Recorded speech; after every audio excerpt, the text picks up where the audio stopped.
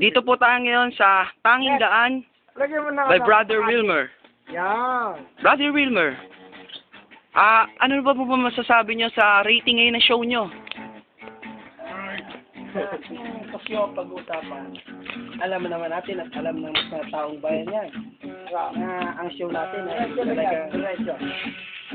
talagang nangunguna sa dito, hindi lang sa Pilipinas. Ano naman po masasabi nyo sa mga bumabati ko sa inyo, ng mga sinasabi, corny daw yung... Ang sinasabi ko sa kanila, kaya nila nagagawa yan kasi wala na sila talagang ibang mabati ko.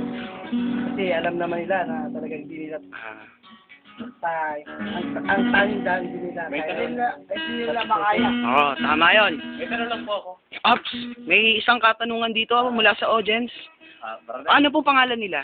Boss Ronald. Si Rigodon. Rigodon. Mr. Rigodon, ano po bang may tatanong nyo kay brother? Basta mo ba uminom ng beer? Napakaganda naman ng tanong nito. Parang talagang naglalasing. Maganda talaga ang katanungan. Isang sagot lang yan. Unang-una, maganda talaga. Hindi masama kasi ano ng beer. Paano nyo naman po nasasabi ang mga ganyang bagay? Unang-una, ang beer ay yan nagtataglay ng maraming tubig. Kahit sinasabing hindi ka na kumain, paano pa ang kanin yan? Yan ang alam ng tanging daan. Kaya sa mga hindi naniniwala, bahala na sila. Ay, yan po ba, nasusulat po ba sa New Book of Knowledge nyo? Dito po yan. Alam ko naman yan. Yan.